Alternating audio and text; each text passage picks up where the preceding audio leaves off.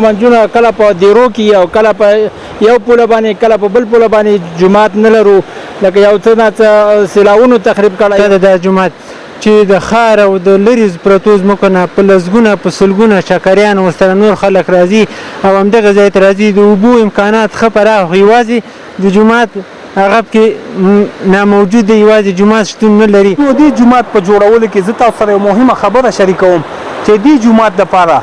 څه کم یو ټن سیخ هم دلته راغلی دی ورسره جومات سره پخوا کې ووینئ تیږه هم ځای په ځای پرته ده شګه په همدې خوړ کې موجود ده خو ځینې ستاسو لږ همکاري پکې غواړو انشاءالله دا د الله کور دی او ستاسو په همکارۍ به الله جوړوي. الحمدلله ربا چې پیدا دې مسلمان یو کلمه مولا اله ده په امت د هسکې مینې مشکلاتو د حل لپاره زموږ فیسبوک پاڼه در سره خوښه کړئ او یوټیوب چینل در سره سبسکرایب کړئ. الحمدلله ربا چې پیدا دې مسلمان یو کلمه مولا اله ده په امت نبی سلطان یو الحمدلله رب دا دی یو احسان دی چې نصیب دی را ایمان دی زړه مټول په اطمینان دی مطمئن او قدردان دی خوش قسمت یو منزکا چې امتی د آخر زمان یو کلمه مولا اله ده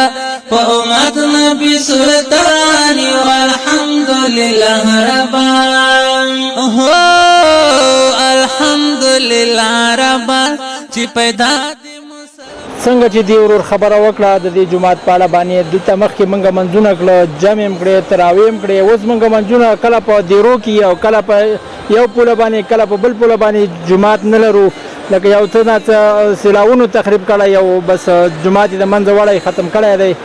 نو بس همدا مشکل دی چې جماعت اوس دلته موږ نه لرو او ختم دی د منځه تللی دی نو بس تاسو نه موږ همدا غواړو چې په خیر سره موږ سره یو څه مرسته او کومک وکړئ بس دا خبره ده زموږ په خیر سره. بسم الله الرحمن الرحیم. دوستانو دا چې د بنسټ والا راغلي د دوی نه په مننه او هغه اشخاص چې غواړي موږ سره د دې جومات په رغولو بیا ودانولو کومک وکړه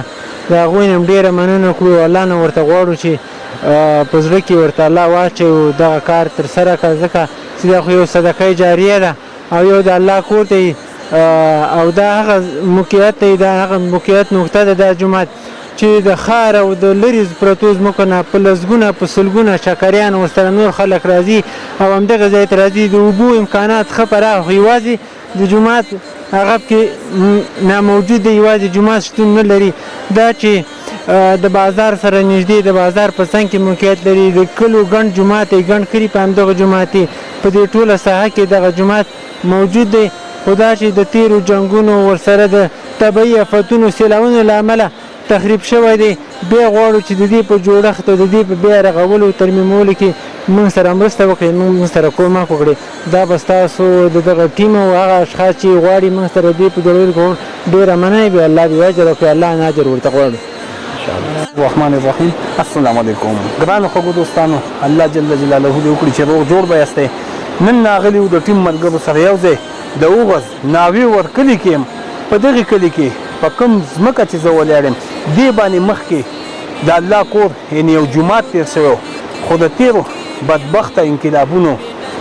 او جنګونو کې دغه جومات شهید شوی جومات نه چې دلته ډېر کورونه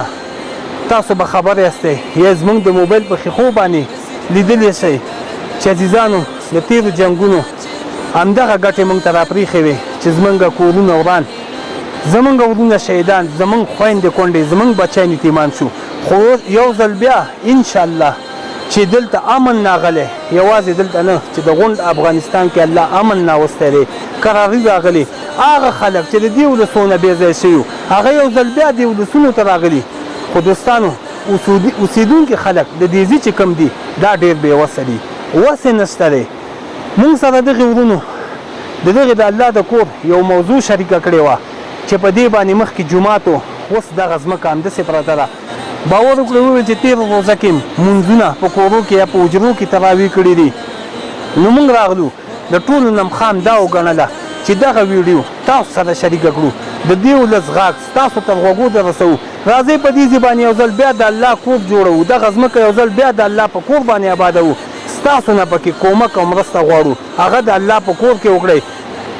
د الله کور دی چې جوړ شو انشاءالله په دې باندې به زموږ وروڼه عبادت کوي منځونه به کوي تلاوتونه به کوي انشاءالله تلپاتې صدقه جاریه ده راځئ دغه غږ زموږ واورئ او دغه جماعت کې د الله په کور کې مونږ سره لږ لږ مرسته وکړئ چې تر څو دا جماعت جوړ شي او دغه خلک عبادتونه په دغه جماعت کې وکړي انشاءالله چې الله به اجرونه درکړي د ولس د ځوانانو خبرې مو واورېدې چې غوښتنه یې درنه وکړه هغه د خپل کور په باره کې نه د الله د کور په باره کې درته وویل چې په سلګونه خلک د ښارونو نه دلته راځي دلته سیلبین راځي الحمدلله د خوړ غاړه د اوبه پاکې ډېرې دي خلک ډېر دي چې هلته منځونه وکړي خو د جومات چاردیوالي او سرپناه نشته راځئ تاسو باندې غږ وکړو په ټولو مسلمانانو خو خصوصا د دې کلي خپل خلک په سلګونه خلک هغه د ملک نه بهر دي په خارج ملکونو کې دي هغو ته یې دا خبره وکړه هغو باندې یې دا غږ وکړو چې ستاسو لږ لږ کومک ستاسو لږه لږه مرسته به انشاءالله دا د الله کور جوړئ او تل پاتې صدقه ده مونږ او تاسو باندې دا د الله کور به د دې اجرونه به انشاءالله ستاسو کورنیو ته او تاسو ته الله در رسوي راځئ لږ لږ کومک پکې وکړئ هغه نبي علیه السلام حدیث شریف هم دی چې جومات کې یو څوک یو مسلمان د مرغۍ د ځالې اندازه یو کار وکړي الله به ورته په جنت کې بهترینه ماڼۍ جوړه کړي راځئ دا یو مهمه موقع ده ښه لاسته راوړنه ده د الله د رضا لپاره پکې کومک وکړئ چې تر څو دغه جومات جوړ شي الله به اجرونه درکوي الله به د تاسو نه خوشحاله شي نور مو وخت نه نیسم چېرته چې وایي ښه ده ودانو سئ په لوی الله مسپار مسلمان یو کلمه مولا امت نبی سلطان یو الحمدلله ربنا بشاد کل جهان تر ذکر زیر سانے تمافی درماز اخلاص تو اعلی